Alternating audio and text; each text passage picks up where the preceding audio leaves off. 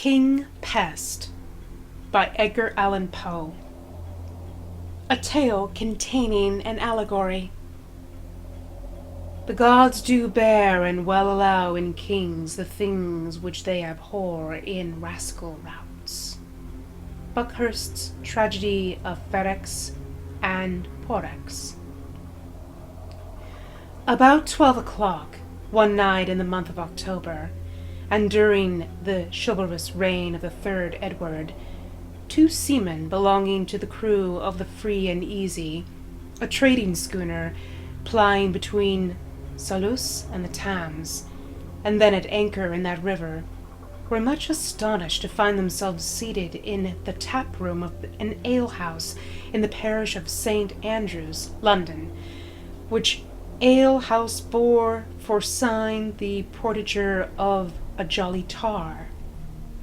The room, although ill-contrived, smoke-blackened, low-pitched, and in every other respect agreeing with the general character of such places at the period, was, nevertheless, in the opinion of the grotesque groups scattered here and there within it, sufficiently well adapted to its purpose.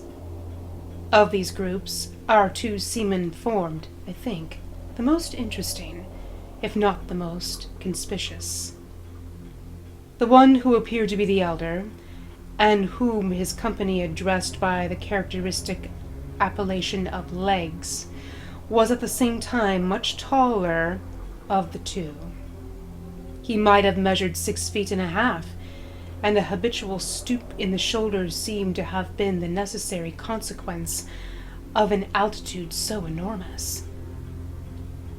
Superfluities in height were, however, more than accounted for by deficiencies in other respects. He was exceedingly thin, and might, as his associates asserted, have answered, when drunk, for a pennant at the masthead, or, when sober, have served for a jib-boom. But these jests, and others of a similar nature, had evidently produced, at no time, an effect upon the chatinatory muscles of the tar.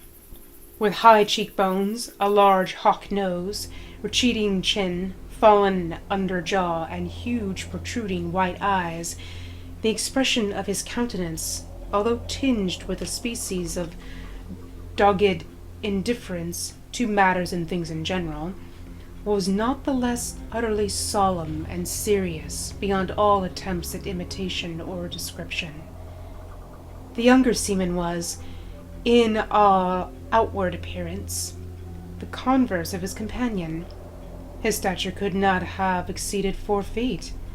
A pair of stumpy bow legs supported his squat, unwieldy figure, while his unusually short and thick arms, with no ordinary fists at their extremities, swung off dangling from his sides like the fins of a sea turtle. Small eyes, of no particular color, twinkled far back in his head. His nose remained buried in the mass of flesh which enveloped his round, full, and purple face, and his thick upper lip rested upon the still thicker one beneath with an air of complacent self-satisfaction, much heightened by the owner's habit of licking them at intervals. He eventually regarded his tall shipmate with a feeling half wondrous, half quizzical, and stared up occasionally in his face as the red setting sun stares up at the crags of Ben Nevis. Various and eventful, however, had been the peregrinations of the worthy couple in and about the different tap-houses of the neighborhood during the earlier hours of the night. Funds, even the most ample, are not always everlasting, and it was with empty pockets our friends had ventured upon the present hostelry. At the precise period, then, when this history property commences, Legs and his fellow Hugh Tarpaulin sat, each with both elbows resting upon the large oaken table in the middle of the floor, and with a hand upon either cheek. they were eyeing from behind a huge flagon of unpaid-for humming stuff the portentous word "no chalk," which, to their indignation and astonishment, were scored over the doorway by means of that very mineral whose presence they purported to deny. Not that the gift of deciphering written characters, a gift among the commonalty of that day, considered little less cabalistical than the art of inditing, could, in strict justice, have been laid to the charge of either disciple of the sea. But there was, to say the truth, a certain twist in the formation of the letters, an indescribable lee-lurch about the whole, which foreboded, in the opinion of both seamen, a long run of dirty weather, and determined them at once, in the allegorical words of Legge himself, to pump ship, clew up all sail, and scud before the wind. Having accordingly disposed of what remained of the ale, and looped up the points of their short doublets, they finally made a bolt for the street. Although Tarpaulin rolled twice into the fireplace, mistaking it for the door, yet their escape was at length happily effected, and half after 12 o'clock found our heroes ripe for mischief, and running for life down a dark alley in the direction of St. Andrew's Stair, hotly pursued by the landlady of the Jolly Tar. At the epoch of this eventful tale, and periodically for many years before and after, all England, but more especially the metropolis, resounded with a fearful cry of "Plague!" The city was in a great measure depopulated, and in those horrible regions, in the vicinity of the Thames, where amid the dark, narrow, and filthy lanes and alleys, the demon of disease was supposed to have had his nativity, awe, terror, and superstition were alone to be found stalking abroad. But authority of the king, such districts were placed under ban, and all persons forbidden, under pain of death, to intrude upon the dismal solitude. Yet neither the mandate of the monarch, nor the huge barriers erected at the entrances of the streets, nor the prospect of that loathsome death which, with almost absolute certainty, overwhelmed the wretch whom no peril could deter from the adventure, prevented the unfurnished and untenanted dwellings from being stripped, by the hand of nightly rapine, of every article, such as iron, brass, or leadwork, which could in any manner be turned to a profitable account. Above all, it was usually found, upon the annual winter opening of the barriers, that locks, bolts, and secret cellars had proven but slender protection to those rich stores of wines and liquors which, in consideration of the risk and trouble of removal, many of the numerous dealers having shops in the neighborhood had consented to trust, during the period of exile, to so insufficient a security.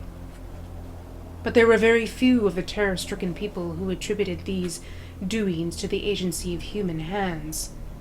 Pest spirits, plague goblins, and fever demons were the popular imps of mischief, and tales so blood-chilling were hourly told, that the whole mass of forbidden buildings was, at length, enveloped in terror as in a shroud, and the plunderer himself was often scared away by the horrors his own depredations had created, leaving the entire vast circuit of prohibited district to gloom, silence, pestilence, and death. It was by one of the terrific barriers already mentioned, and which indicated the region beyond to be under the pest ban, that, in scrambling down an alley, Legge and the worthy Hugh Tarpaulin found their progress suddenly impeded.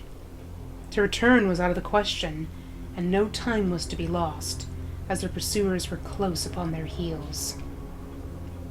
With thoroughbred seamen to clamber up the roughly fashioned plank work was a trifle, and, maddened with the twofold excitement of exercise and liquor, they leapt unhesitatingly down within the enclosure, and holding on their drunken course with shouts and yelling, were soon bewildered in its noisome and intricate recesses. Had they not, indeed, been intoxicated beyond moral sense, their reeling footsteps might have been pulsed by the horrors of their situation. The air was cold and misty. The paving stones, loosened from their beds, lay in wild disorder amid the tall, rank grass which sprang up around the feet and ankles. Fallen houses choked up the streets. The most fetid and poisonous smells everywhere prevailed, and by the aid of that ghastly light which, even at midnight, never fails to emanate from a vapory and pestilential atmosphere, might be discerned lying in the bypaths and alleys, or rotting in the windowless habitations, the carcass of many a nocturnal plunderer arrested by the hand of the plague in the very perpetration of his robbery. But it lay not in the power of images, or sensations, or impediments such as these, to stay the course of men who, naturally brave, and at that time especially, brimful of courage and of humming stuff, would have reeled, as straight as their condition might have permitted, undauntingly into the very jaws of death. Onward, still onward stalked the grim legs, making the desolate solemnity echo and re-echo with yells like a terrific war-whoop of the Indian. And onward, still onward rolled the dumpy tarpaulin, hanging on to the doublet of his more active companion, and far surpassing the latter's most strenuous exertions in the way of vocal music, by bull-roaring in basso from the profundity of his sonoration lungs. They had now evidently reached the stronghold of the pestilence. Their way at every step or plunge grew more noisome and more horrible, the paths more narrow and more intricate. Huge stones and beams falling momently from the decaying roofs above them gave evidence, by their sullen and heavy descent, of the vast height of the surrounding houses. And while actual exertion became necessary to force a passage through frequent heaps of rubbish, it was by no means seldom that the hand fell upon a skeleton or rested upon a more fleshy corpse. Suddenly, as the seaman stumbled against the entrance of a tall and ghastly-looking building, a yell more than usually shrill from the throat of the excited legs was replied to from within, in a rapid succession of wild, laughter-like, and fiendish shrieks. Nothing daunted at sounds which, of such a nature, at such a time, and in such a place, might have curdled the very blood in hearts less irrevocably on fire. The drunken couple rushed headlong against the door, burst it open, and staggered into the midst of things with a volley of curses.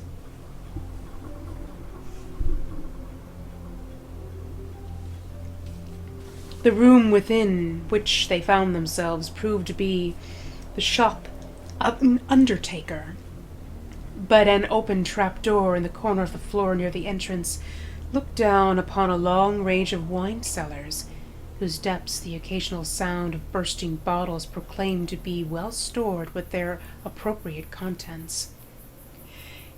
In the middle of the room stood a table, in the center of which again arose a huge tub of what appeared to be punch. Bottles of various wines and cordials, together with jugs, pitchers, and flagons of every shape and quality, were scattered profusely upon the board. Around it, upon coffin trestles, was seated a company of 6. This company I will endeavor to delineate one by one. Fronting the entrance, and elevated a little above his companions, sat a personage who appeared to be the president of the table. His stature was gaunt and tall, and Legs was confounded to behold in him a figure more emaciated than himself. His face was as yellow as saffron, but no feature excepting one alone was sufficiently marked to merit peculiar description. This one consisted in a forehead so unusually and hideously lofty as to have the appearance of a bonnet, or dimpled into an expression of ghastly affability, and his eyes, as indeed the eyes of all the table, were glazed over with the fumes of intoxication. This gentleman was clothed from head to foot in a richly embroidered black silk velvet pall, wrapped negligently around his form after the fashion of a Spanish cloak. His head was stuck full of sable hearse plumes, which he nodded to and fro with a jaunty and knowing air, and in his right hand he held a huge human thigh-bone, with which he appeared to have been just knocking down some member of the company for a song. Opposite him, and with her back to the door, was a lady of no wit and no less extraordinary character.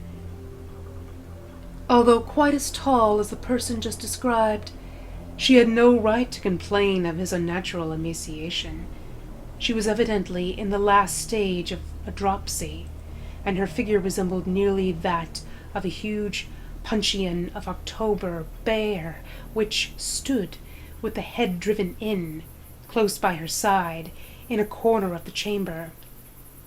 Her face was exceedingly round, red, and full, and the same peculiarity, or rather want of peculiarity, attached itself to her countenance, which I before mentioned in the case of the President. That is to say, only one feature of her face was significantly distinguished to need a separate characterization. Indeed, the acute Tarpaulin immediately observed that the same remark might have been replied to each individual person of the party, every one of whom seemed to possess a monopoly of some particular portion of physiognomy. With the lady in question, this portion proved to be the mouth. Commencing at the right ear, it swept with a terrific chasm to the left. The short pendants, which she wore in either auricular, continually bobbing into the aperture. She made, however, every exertion to keep her mouth closed and look dignified, in a dress consisting of a newly starched and ironed shroud coming up close under her chin, with a crimpled ruffle of cambric muslin. At her right hand sat a diminutive young lady, whom she appeared to patronize. This delicate little creature, in a trembling of her wasted fingers, in the livid hue of her lips, and in the slight hectic spot which tinged her otherwise leaden complexion, gave evident indications of a galloping consumption. An air of extreme hauteur, however, pervaded her whole appearance.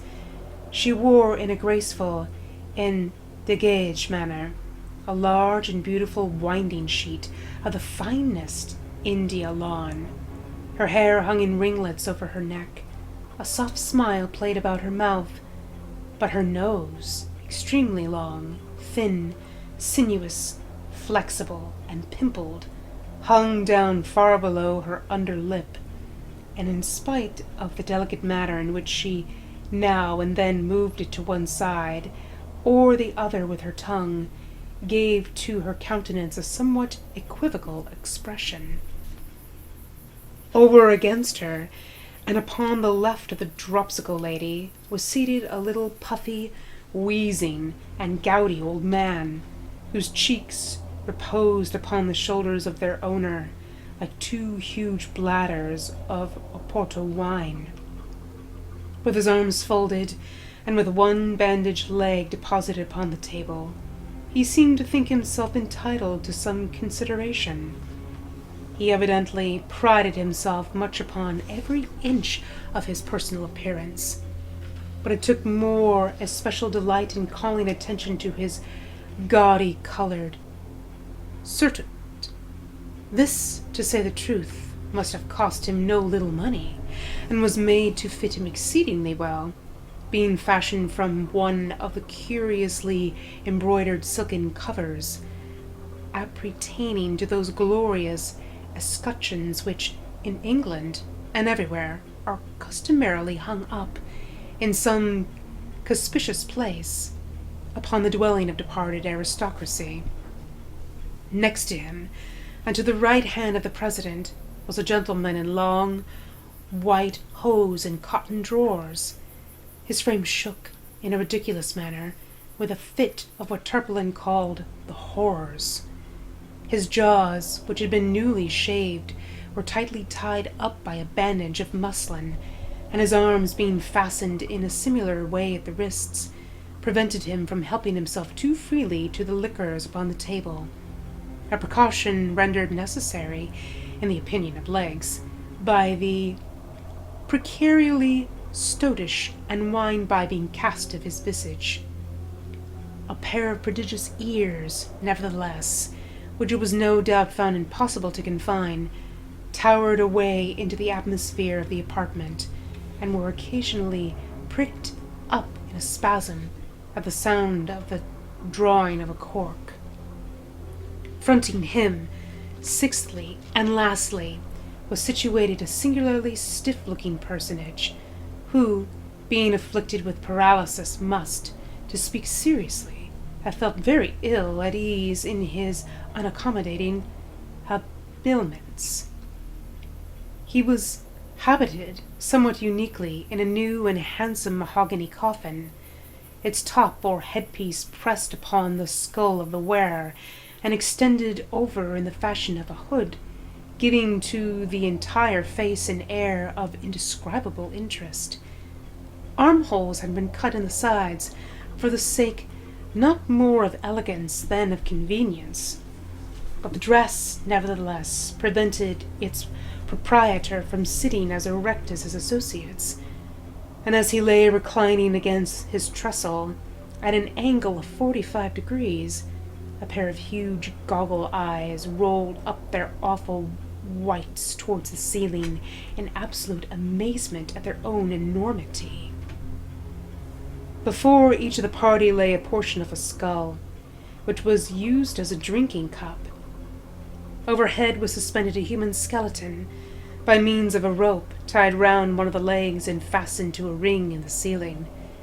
The other limb, confined by no such fetter, stuck off from the body at right angles, causing the whole loose and rattling frame to dangle and twirl about at the caprice of every occasional puff of wind which found its way into the apartment.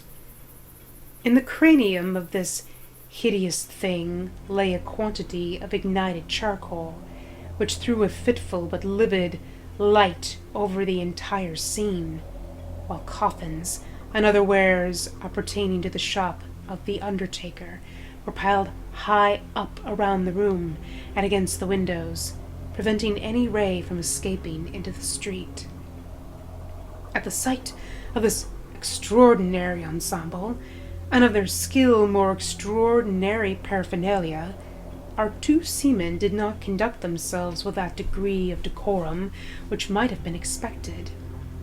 Legs, leaning against the wall near which he happened to be standing, dropped his lower jaw still lower than usual, and spread open his eyes to their fullest extent, while Hugh Tarpaulin, stooping down so as to bring his nose upon a level with the table, and spreading out a palm upon either knee, burst into a long, loud, and obstreperous roar of very ill-timed and immoderate laughter.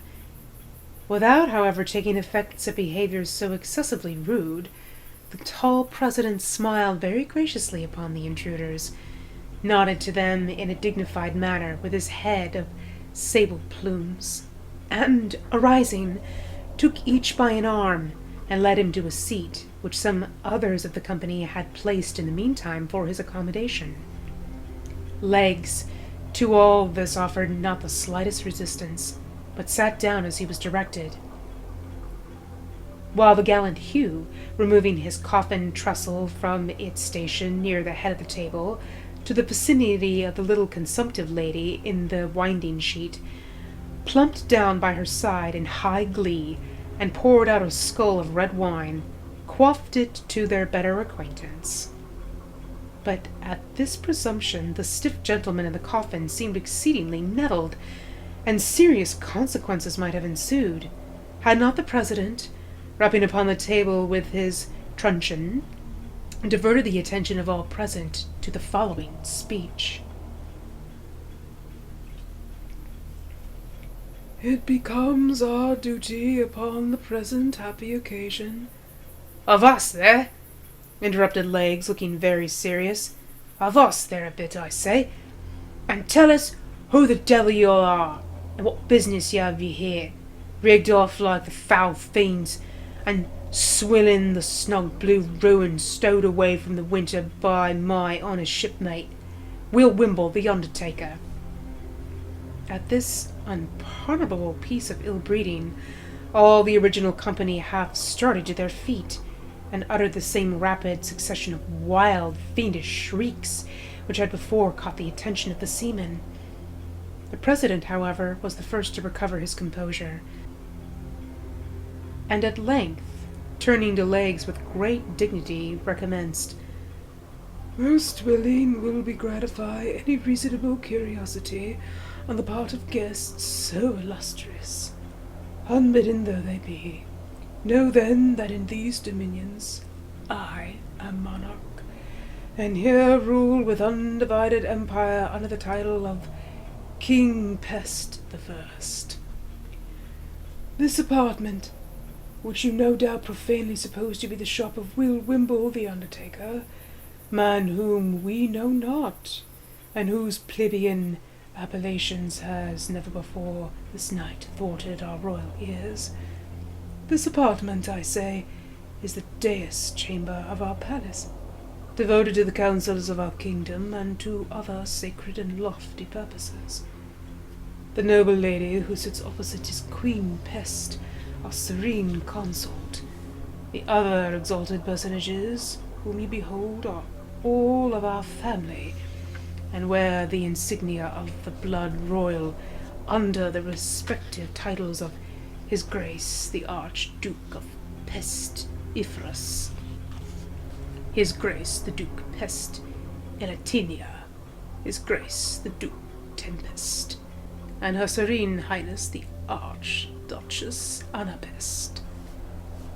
As regards, he continued, your demand of the business upon which we sit here in council, we might be pardoned for replying that it concerns, and concerns alone, our own private and regal interest, as in no manner important to any other than ourselves. But in consideration of those rights to which as guests and strangers you may feel yourselves entitled, we will furthermore explain that we are here this night, prepared by deep research and accurate investigation, to examine, analyze, and thoroughly determine the indefinable spirit, the incomprehensible qualities of nature, of those inestimable treasures of the palate, the wines, ales, and liqueurs of this goodly metropolis, by so doing to advance not more our own designs than the true welfare of that unearthly sovereign whose reign is over us all, whose dominion are unlimited, and whose name is Death. Whose name is Davy Jones? Ejaculated Tarpaulin, helping the lady by his side to a skull of liquor, and pouring out a second for himself. Profane varlet, said the president, now turning his attention to the worthy Hugh. Profane and execrable wretch. We have said that in the consideration of those rights which, even in thy filthy person, we feel no inclination to violate, we have condescended to make reply to thy rude and unseasonable inquiries. We nevertheless, for your unhallowed intrusion upon our councils, believe it our duty to mulcet thee and thy companion in each gallon of black strap, having imbibed which to the prosperity of our kingdom, at a single draught, and upon your bended knees, ye shall be forthwith free either to proceed upon your way, or remain and be admitted to the privileges of our table, according to your respective and individual pleasures. It would be a matter of utter impossibility, replied Legs, whom the assumptions and dignity of King Pest I had evidently inspired some feelings of respect, and who arose and steadied himself by the table as he spoke. It would please your majesty, be a matter of utter impossibility to stow away in my hold even 1/4 part of the same liquor which your majesty has just mentioned, to say nothing in the stuffs placed on board in the forenoon by way of ballast, and not to mention the various ales and liquors shipped this evening at different seaports. I have at present a full cargo of humming stuff, taken in and duly paid for with the sign of a jolly tar. You will, therefore, please your majesty, be so good as to take the will for the deed, for by no manner of means either can I or will I swallow another drop, least of all a drop of that villainous bilge water that answers to the hail of black strap. Belay that, interrupted Tarpaulin, astonished not more at the length of his companion's speech than at the nature of his refusal. Belay that, you lumber! I say Legs, none of your pavlar. My hole is still light, although I confess you yourself seem to be a little top-heavy, and as for the matter of your share of cargo, why, rather than raise a squall, I would find stowage room for it myself, but— This proceeding, interposed the President, is by no means in accordance with the terms of the mulcet of sentence, which is in its nature Median, and not to be altered or recalled. The conditions we have imposed must be fulfilled to the letter, and that without a moment's hesitation. In failure of which fulfillment we decree that you do here be tied neck and heels together, and duly drowned as rebels in yon hogshead of October beer. A sentence, a righteous and just sentence, a glorious decree, and most worthy and upright the holy condemnation, shouted the Pest family, all together. The king elevated his forehead into innumerable wrinkles. The gouty little old man puffed like a pair of bellows. The lady of the winding sheet waved her nose to and fro. The gentleman in the cotton drawers pricked up his ears. She of the shroud gasped like a dying fish, and he of the coffin looked stiff and rolled up his eyes. "Ho, ho, ho!" chuckled Tarpaulin, without heeding the general excitation. "Ho, ho, ho, ho, ho, ho! I was saying," said he, "I was saying when Mr. King Pest poked in his marlin spike, that as for the matter of 2 or 3 gallons more or less of black strap, it was a trifle to the tight seaboat like myself, not overstowed. But when it comes to drinking the health of the devil, whom God assoilize, I'm going down upon my marrow bones to his ill-favoured majesty there, whom I know, as well as I know myself, to be a sinner, to be nobody in the whole world but Tim Hurly-Gurly, the stage player. Why, it's quite another guess sort of a thing, and utterly and altogether past my comprehension." He was not allowed to finish this speech in tranquillity. The name of Tim Hurly-Gurly, the whole assembled leapt from their seats. "Treason!" shouted His Majesty King Pest the First. "Treason!" said the little man with the gout. "Treason!" screamed the Archduchess Anna Pest. "Treason!" muttered the gentleman with his jaws tied up. "Treason!" growled he of the coffin. "Treason! Treason!" shrieked Her Majesty of the Mouth, and, seizing by the hinder part of his breeches the unfortunate tarpaulin, who had just commenced pouring out for himself a skull of liquor, she lifted him high in the air, and let him fall without ceremony into the huge open puncheon of his beloved ale. Bobbing up and down for a few seconds, like an apple in a bowl of toddy, he, at length, finally disappeared amidst the whirlpool of foam which, in the already effervescent liquor, his struggles easily succeeded in creating. Not tamely, however, did the tall seaman behold the discomfiture of his companion. Jostling King Pest through the open trap, the valiant legs slammed the door down upon him with an oath, and strode towards the center of the room. Here, tearing down the skeleton which swung over the table, he laid it about him with so much energy and goodwill that, as the last glimpses of light died away within the apartment, he succeeded in knocking out the brains of the little gentleman with the gout. Rushing then with all his force against the fatal hogshead full of October ale and Hugh Turpelin, he rolled it over and over in an instant. Out burst a deluge of liquor so fierce, so impetuous, so overwhelming, that the room was flooded from wall to wall. The loaded table was overturned, the trestles were thrown upon their backs, the tub of punch into the fireplace, and the ladies into hysterics. Piles of dead furniture floundered about.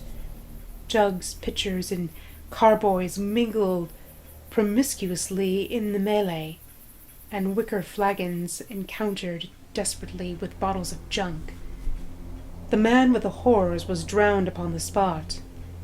The little stiff gentleman floated off in his coffin, and the victorious legs, seizing by the waist the fat lady in the shroud, rushed out with her into the street and made a bee-line for the free and easy, followed under easy sail by the redoubled Hugh Tarpaulin, who, having sneezed 3 or 4 times, panted and puffed after him with the Archduchess Anna Pest.